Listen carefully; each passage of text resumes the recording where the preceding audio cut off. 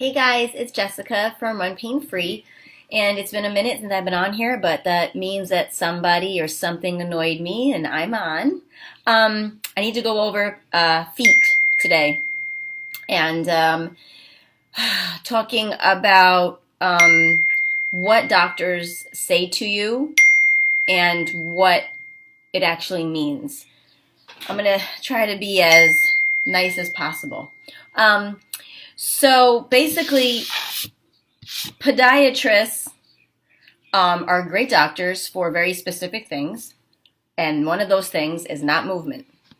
And pretty much all doctors are great at a lot of things, just not movement. And that's what I do. That's what functional movement experts do. And I just need to be very clear. Functional movement systems is a very real thing. It's how every sport that you watch on TV trains. All their athletes have to know FMS. They go through it. There's people on their teams like me, and I'll say that lightly, as I say it more and more lightly as the years go by, because I have fixed hundreds of people that I know strength and conditioning coaches haven't, can't, and doctors won't. So, but they do train FMS guys, so it's an actual thing, and there's a lot of training that goes into it, and I have well over 30 years of body biomechanics experience, and more specifically, the last 15 years of all injury specific. So I have at this point, I'm well over 50,000 hours in my expertise. So, and you need 10,000 to be an expert, and I've got that covered for a couple of people. That being said, there is a huge thing with this toe striking and heel striking business, and I need to be very clear. What you all are hearing or listening to or seeing in magazines or the norm for toe striking, this is what happened. The sneaker industry kind of screwed everything up. Nikes were the first ones to ever come out with a sneaker, to ever come out with a running shoe. And ever since then, everybody has been like, oh, I want a piece of that pie. I want a piece of that pie. And they all created their own sneakers. That does not mean they had your best interest at heart. That means they knew how to build a business and make money from it. And you need to start separating the two. They're two very different things. I legitimately cherish that I have a gift that helps other people. I'm not in here just to make a buck, although I do want to make money and make a living. But that's not why I'm in here. And a lot of businesses literally go into it for money. And you need to start addressing that straight up, okay? And look at things differently. It's your body you're talking about. And a lot of the stuff you guys have is not only preventable, but completely ridiculous to even have a problem with it. So basically what happened was, at some point, a lot of the running coaching came from track coaches. Running coaches are track and field coaches. Track and field people run on their toes. Why? Because they're sprinting. And when you're sprinting, you're on your toes for seconds. You're not running longer than that. And so somewhere along the lines, those people were who everybody looked at as runners. Marathon running and track and field running are not the same sport at all. It's basketball and football. It's totally different. But it went on, and people were signing on to it, writing articles about it. There's magazines about it. And so generally, the general idea of running became you should be on your toes, because that's who the runners run on their toes that are sprinting and that are track and field. But that's not how you are made to run over a long period of time. Long distance running, anything over a mile, is you can't humanly possible actually toe strike both your feet. You're going to hit on one toe and midfoot or kiss your heel on the other. I call it a limp run. Excuse me. I call it a limp run, and it's microscopic unless you have eyes like mine or trained eyes like my ambassadors do, that can see that it's happening. And then over time, because you're basically limping, all of your joints are feeling that, whether or not you can actually see it, it's still happening. And then you start to get all of your injuries. There's a reason why the majority of the runner injuries all come from toe strikers, because it's not functional and it causes a shit ton of pain, okay? So now we have all these magazines and all these doctors who are talking about running and the fastest runners. Well, the fastest runners are in Kenya, Okay, and they look like gazelles because they're using their entire foot. I urge you to go Google the Rio Olympics and look at how those runners take off. They they are all hitting their heel and they're rolling through their foot. There's no way you actually can hit your glute to activate it without touching your heel. There's just no way. Mechanically, no way. There's a reason why there's mechanic experts, guys, because this stuff is actually happening. So what happened was, I'm digressing. So what happened was you have all of these runners now going to the doctors who are complaining about injuries, shin splints, calf pains, fractures, stress fractures, and all this stuff. And basically everybody was toe striking. So what did the sneakers start to do? The sneakers started to become thicker and thicker and thicker and promote more of a toe strike. So a higher in the front, higher in the back, low in the front, and basically sloping you down so you naturally hit your toe faster. You actually mess up your own gait because that's not natural. We don't walk on our toes, we walk on our heels. You should be running the way you're walking because running is fast walking. So unless you're no one walks on their toes, guys. No one does that. So even you toe prancers that think you're walking on your toes, you're not. Your heel's dropping at some point. And there's a lot of this stuff that is really easily fogged over. And I'm trying to say it as the plain as possible, but it's seriously hard to do. Basically, it's a frequency, guys, and everybody's on it. Doctors included, running coaches included, runners included. And what happened was because all of these injuries were coming into doctors and basically every runner was generally a toe striker or told that's the best way to run is toe striking, the sneakers got thicker. The more the sneakers got thicker, the less movement happened from the toe back. So on a sneaker, only like this was happening. Just the tip of the sneaker bends. Take your sneaker off. I guarantee only the front part of your sneaker, the toe, will bend up. And that means from the ball of your foot back to your heel is not moving. Well, that's going to promote you standing on your toes and prancing on your toes like a reindeer. So just wait for your plantar fasciitis, wait for your Achilles tendonitis, wait for a stress fracture in any of your metatarsals, wait for a calf strain, wait for an IT issue, wait for a hip issue, wait for it because it's coming. And that's because your foot is not being allowed to move at all. Locking foot movement means locking hip movement. And then you want to go run 30, 40 miles a week, let alone a marathon. So that's when you go into a doctor's office, their frequency is runner means toe striker means I need to give them more cushion. And that's the worst idea. Also, these people who say Nikes are the worst sneaker. I hope to God nobody ever says it to me in my face because I really might be on the news because it's the most dumbest thing I have heard. How are you calling the creator of sneakers the worst sneaker? It's shameful. What it is Nikes expose all your problems as a true sneaker should.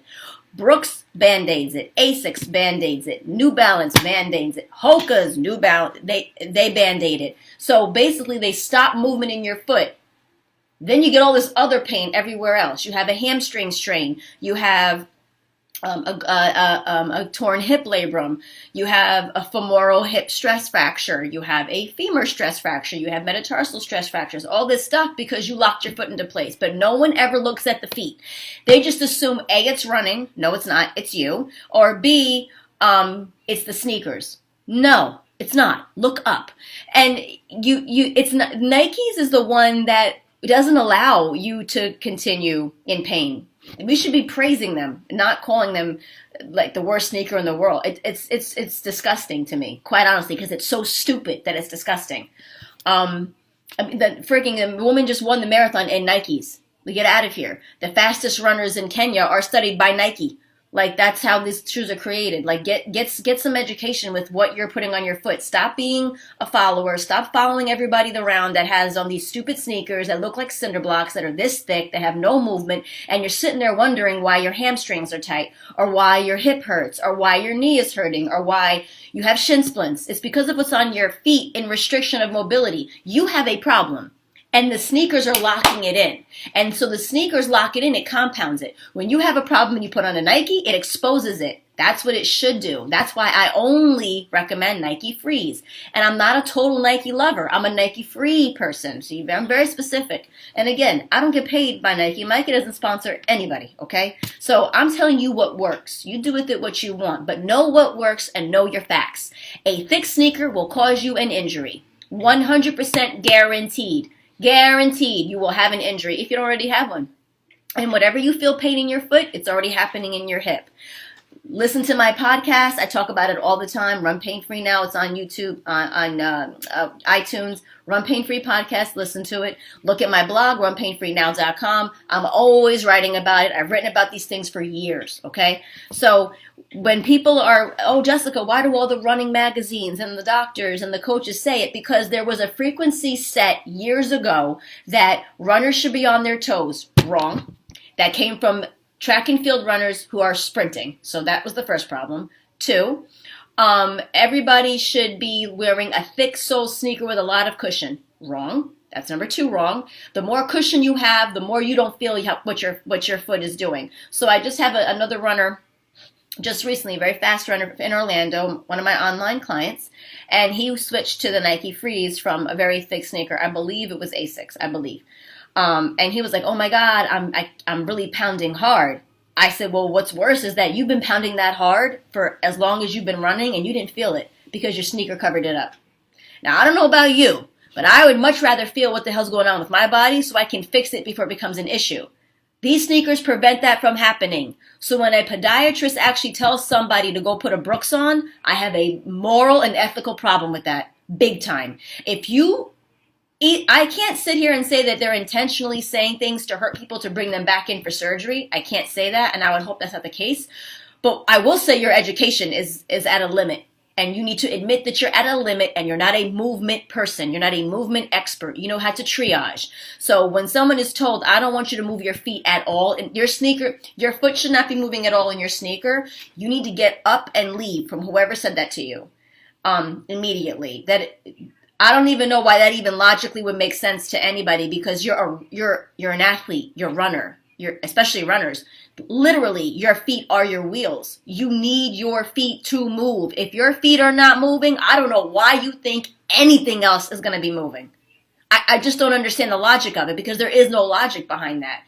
And a lot of these problems with all of these injuries from the hip down is because the foot is locked. You need movement, guys. You need movement. It's me against the world. Like one of my clients just said, well, 80%, Jessica. And she's probably right. But the point is they're giving you guys recommendations based on years and years and years of false data. False data that has become data off of just years and years of the same shit over and over again. It's not the run. It's not anything but you. But if you lock up your function in a sneaker, which is where everything starts from, guys, your feet dictate everything. So if your foot is locked up, you're going to restrict your own mobility. When you restrict your own mobility, any problem you already have is going to be exacerbated in an injury fashion. Not in a tweak, in an injury fashion. If you allow your foot movement in something like the Nike Free 2017, if you allow your foot movement in that, it will start to be, you'll feel soreness, you'll feel twinges or zingers, because it's the body allowing itself to actually be exposed. Like all my problems are exposed right now. It can't hide because the mobility isn't being restricted. And I really need you guys to start looking at your body in that way. This is how you're going to save yourself from injuries to come. This is how you're going to save yourself thousands of dollars with the doctor, thousands of dollars for braces and shots and ointments and all these things that everybody uses, when it's really you. You are the problem.